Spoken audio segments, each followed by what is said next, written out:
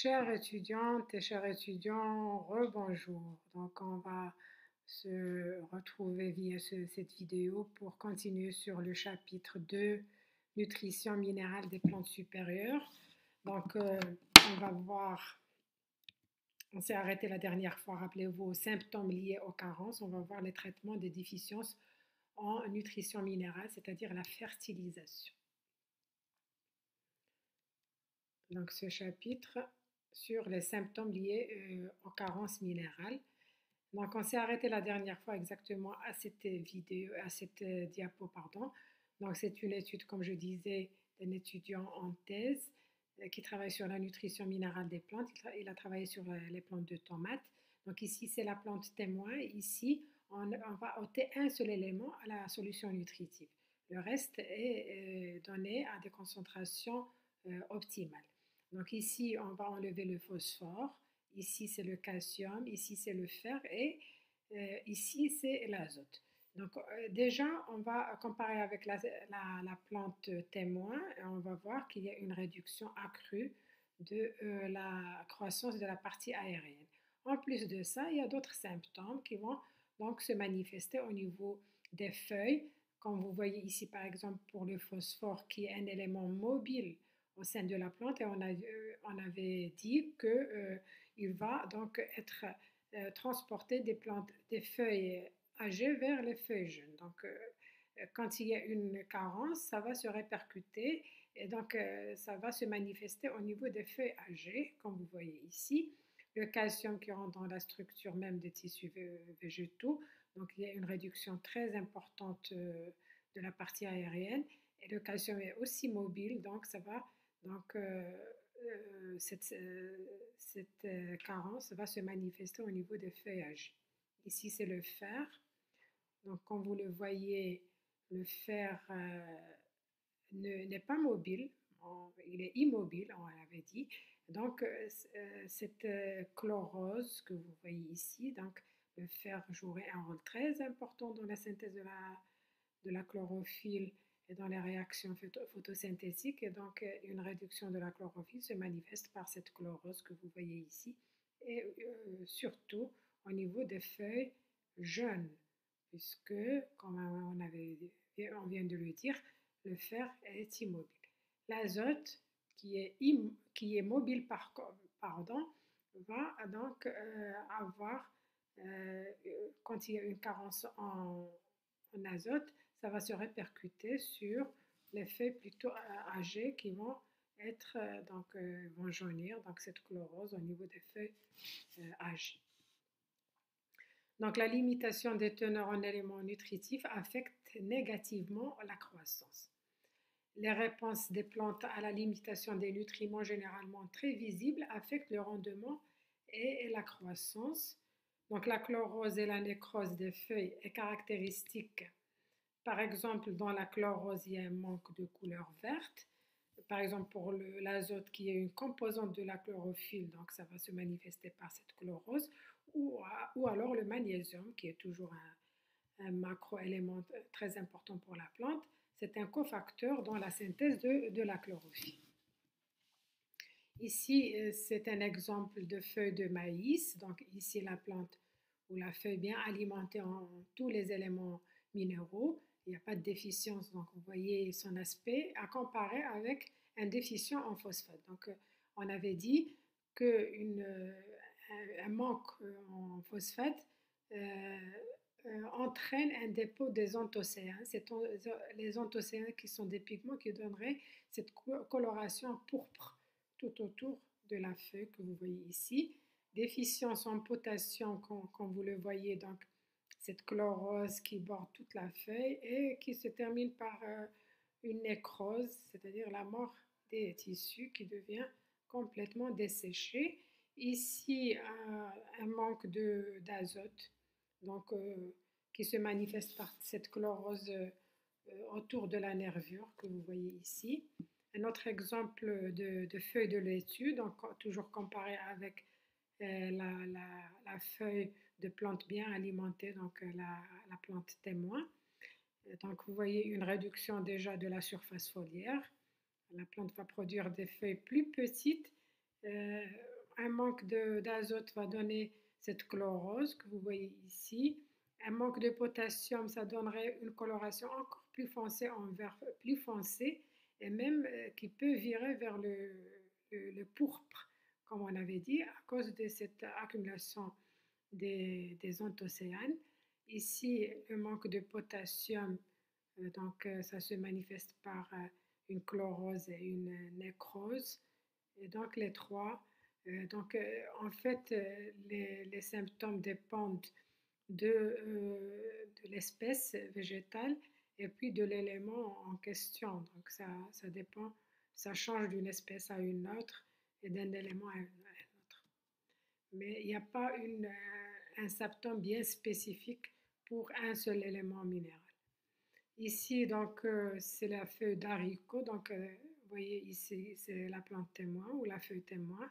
Ici, sans azote, sans phosphore, sans potassium, et les trois à la fois. Ici, c'est chez le riz. Donc, vous voyez, quand il y a un manque d'azote, on a une diminution de la croissance racinaire et de la partie aérienne aussi, que vous voyez ici. Donc, une inhibition de la croissance à cause de cette carence en azote qui jouerait un rôle très important au sein de la plante, puisque c'est le constituant principal des acides aminés et des protéines, bien sûr. Ici, cette nécrose au niveau de cette feuille de plante ornementale poinsettia, qui est dans ces jolies fleurs rouges. Ici, c'est chez les feuilles de coton par un manque de potassium. Donc le potassium, il est mobile au sein de la plante. Donc on va voir les symptômes de carence au niveau des feuilles âgées. Le potassium, il s'accumule dans la vacuole pour donner justement cette pression de turgescence qu'on a évoquée pendant le premier chapitre de ce cours. L'équilibre acido-basique, il accompagne les anions, c'est-à-dire quand il y a entrée de Cl-, c'est suivi par les cations K+. Donc, activation de certaines enzymes et la synthèse des protéines et des polysaccharides. Vous voyez ici, même le système racinaire a un développement faible par rapport à la plante témoin. Ici, donc, cette chlorose entre les nervures que vous voyez ici, donc chlorose intervénale, dans les feuilles matures, parce que le magnésium, il est aussi mobile au sein de la plante. Ici, cette déficience en phosphore, donc vous voyez la couleur pourpre à cause de l'accumulation des anthocyanes que vous voyez ici au niveau des feuilles âgées, chez le maïs et aussi chez la feuille de luzerne qui est une légumineuse qu'on donne au bétail. Donc, comme je disais, le phosphore il est très mobile et sa carence se manifeste par une coloration pourpre, donc vert foncé à pourpre, à cause du dépôt des anthocyanes. Il se trouve sous forme de phosphoester qui joue des rôles importants dans la photosynthèse et les métabolismes intermédiaires. Cette pourriture des fruits de tomates que vous voyez ici, c'est à cause d'un manque de calcium. Le calcium, il est immobile, donc ça va se manifester au niveau, une carence en calcium se manifeste surtout au niveau des feuilles jeunes. Donc vous voyez ici le calcium, il est absorbé sous forme de Ca2+, intervient dans la division cellulaire, dans les zones méristématiques, il jouerait aussi le rôle de messager secondaire dans la transduction des signaux de l'environnement au niveau de la cellule végétale. Sa carence se manifeste par des parties jeunes, se manifeste dans les parties jeunes de la plante, pardon. Et le calcium aura une répercussion, donc une déficience en calcium, même aussi sur la croissance des racines, comme vous le voyez bien, aussi bien sûr pour la partie aérienne que pour la partie racinaire. Ici, c'est un manque de zinc chez le maïs. Donc, vous voyez, cette chlorose, le zinc est immobile, donc cette chlorose qui se termine par une nécrose parce que le zinc joue un rôle très important aussi comme activateur de plusieurs enzymes au sein de la cellule végétale. La réduction de la synthèse de l'auxine parce qu'il est le précurseur, intervient dans la synthèse du tryptophane qui est le précurseur de la synthèse de l'auxine. Ici, un manque de molybdène. Le molybdène, c'est un oligoélément. La plante n'a besoin de molybdène qu'à des concentrations très faibles. Mais s'il y a une carence en molybdène, ça se manifeste par justement des chloroses et des lésions, comme vous le voyez ici au niveau des feuilles de tomates. Et le molybdène joue un rôle très important dans la fixation biologique de l'azote par les bactéries fixatrices de l'azote. C'est la partie qu'on va voir vers la fin de ce cours. Ici, comme vous le voyez, au niveau des racines de soja, il y a une faible nodosité par rapport à la plante témoin à cause de cette déficience en molybdène. Le bore. Le bore aussi, c'est un oligoélément. Donc la plante n'a besoin de bore qu'à des concentrations très très faibles. Et pourtant, s'il manque ou s'il y a une déficience au niveau du sol, ça va se répercuter sur, comme vous le voyez ici par exemple, la qualité du fruit chez le fraisier. Donc plus il y a une déficience importante, plus la qualité du fruit est compromise et on obtient des fruits qui ont une très mauvaise qualité. Ici, les feuilles de tomates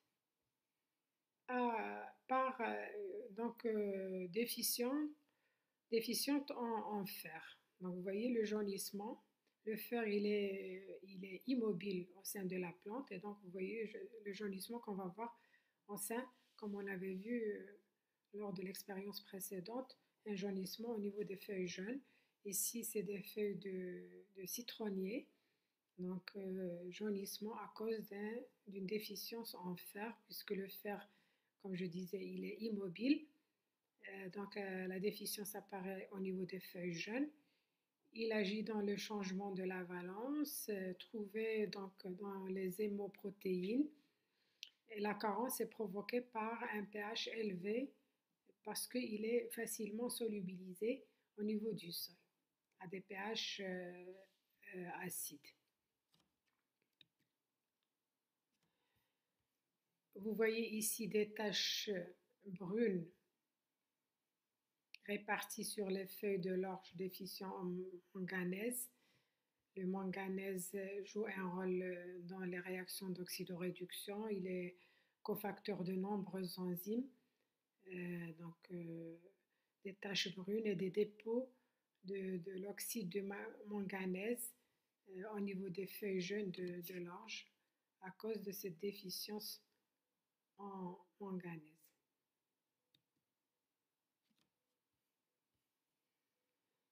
Ici, c'est une expérience qui est faite sur des racines excisées de tomates. Donc ici, les rangs pleins, c'est la plante qui est bien alimentée en manganèse. Et ici, les rangs vides, c'est donc la plante qui est déficiente en manganèse.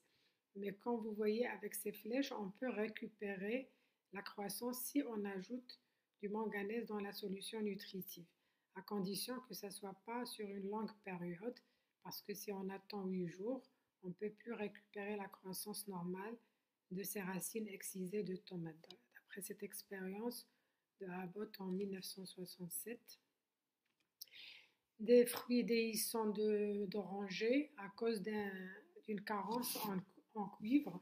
Le cuivre joue un rôle très important comme cofacteur de certaines enzymes dans la photosynthèse et la respiration. C'est l'activateur de plusieurs enzymes. Donc vous voyez qu'un manque en cuivre se répercute sur la qualité des fruits et sur la croissance et le développement de la plante entière. on va passer au traitement des déficiences en nutriments, la fertilisation par les engrais. Donc, la pratique agricole traditionnelle permet le recyclage des éléments minéraux. Donc, comme vous le voyez ici, les plantes qui sont cultivées absorbent les nutriments dans le sol et donc, comme je disais tout au début, c'est la chaîne alimentaire et donc les animaux, les humains vont manger ces cultures, ces plantes cultivées et donc il y aura des résidus et le fumier des animaux qui peuvent retourner au sol pour le renourrir. Donc, les principales pertes d'éléments nutritifs de ces systèmes agricoles découlent du lessivage qui transporte les ions dissous avec les eaux de drainage. Donc, les rendements des cultures peut être amélioré par l'apport d'engrais. Les trois éléments qui font toujours défaut dans les sols agricoles sont l'azote, le phosphore et le potassium. On appelle engrais simple quand donc, il est constitué d'un seul élément minéral. On parle d'engrais composés ou engrais mixtes quand il y a un ou plus que deux éléments minéraux constituant cet engrais. Donc les chiffres sur les étiquettes nous donnent le pourcentage de ces éléments. Ils sont toujours dans cet ordre, l'azote, le potassium, et le phosphore pardon, et le potassium. Donc, quand vous le voyez ici, par exemple, sur cet emballage, il y a 18% d'azote, 6% de phosphore et 12% de potassium. Ici, c'est 7% d'azote, 6% de phosphore et 19% de potassium, etc. L'OCP, donc, c'est le producteur des engrais au Maroc. Et que le Maroc est donc l'exportateur de phosphates dans le monde, ça vous le savez. Donc ici c'est un engrais simple à partir de l'azote propre.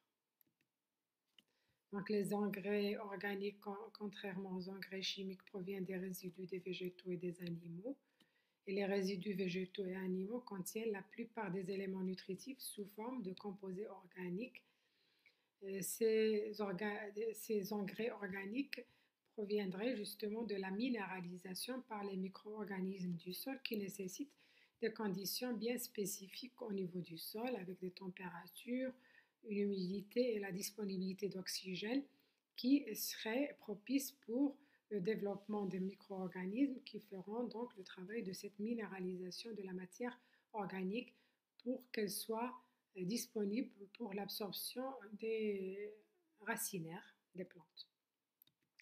Donc, l'humus, qui est la décomposition de cette matière organique, que ce soit d'origine animale ou végétale, elle permet l'aération. Rappelez-vous, on a parlé justement de cette aération au niveau du sol qui serait très importante pour la respiration racinaire, donc la présence d'oxygène. Et donc, retient mieux l'eau plus que l'argile, sans se compacter, donc prévient le dessèchement du sol et le lessivage, fournit progressivement les matières nutritives, c'est-à-dire les engrais minéraux provenant de la décomposition, c'est-à-dire cette réaction de minéralisation, rend le sol favorable aux organismes qui l'habitent. Donc vous voyez ici de concentration faible ou modérée ou excessive en azote, donc leur répercussion sur le rendement en grains, le rendement en protéines et le pourcentage de protéines. Rappelez-vous de la courbe d'action qu'on avait donnée au début, qui permet justement de rétablir cette concentration critique, qui est très importante pour savoir comment doser et comment fournir chaque élément nutritif pour un rendement maximal. Donc si on est dans l'excès, vous voyez que le rendement en grains et même le rendement en protéines va décliner, mais le pourcentage en protéines augmente. Pourquoi? Parce qu'on est dans l'excès, mais on est dans la consommation de luxe, c'est-à-dire qu'on va produire un nombre de grammes peut-être réduit, mais très riche en protéines. Donc le travail du sol serait très important, comme vous le voyez ici, ces paysans qui travaillent le sol pour l'aérer et donc pour permettre de mieux nourrir le sol pour une récolte réussie. Et ces femmes qui travaillent leur terre, c'est en Cameroun, donc avec cette fertilisation organique qui ne coûte pas, qui ne coûte rien aux paysans et qui permet justement de faire des cultures, par exemple ici de choux et de certaines légumineuses, dans des conditions qui ne seraient pas en fait favorables, avec une sécheresse et une faible humidité, mais grâce justement à cette organisation, ce travail du sol avec ces engrais organiques, ça permet justement de faire cette culture de légumineuses dans ces conditions. Je termine avec cette question. Quels sont les 3 éléments minéraux des engrais? Expliquez en quelques lignes les bases d'une fertilisation raisonnée. Donc, pour répondre, les engrais qu'on connaît, les plus connus et donc qui font souvent déficience dans les sols agricoles sont l'azote, le phosphore et le potassium. On parle d'engrais ternaires, c'est-à-dire constitués par les 3 éléments minéraux essentiels. Une fertilisation raisonnée permet de calculer la quantité minimum d'engrais apportés pour avoir un bon rendement de la récolte en limitant au maximum à la fois la pollution de l'environnement et le coût financier des engrais. Donc elle se fait en tenant compte de la teneur initiale du sol en éléments minéraux, des exportations d'éléments minéraux liés à la récolte précédente et les besoins de la nouvelle culture. Donc, comme j'avais dit pendant la séance de TD, le dernier exercice sur la nutrition minérale, il faut toujours se référer à cette courbe d'action qui permet justement de bien doser la quantité d'engrais ou d'éléments à ajouter dans le sol pour ne pas faire du gaspillage et non pas tomber dans la toxicité. Donc c'est la concentration critique qu'on avait définie auparavant. Donc je vous dis à bientôt pour un prochain cours, pour la suite de ce cours. Portez-vous bien. Au revoir.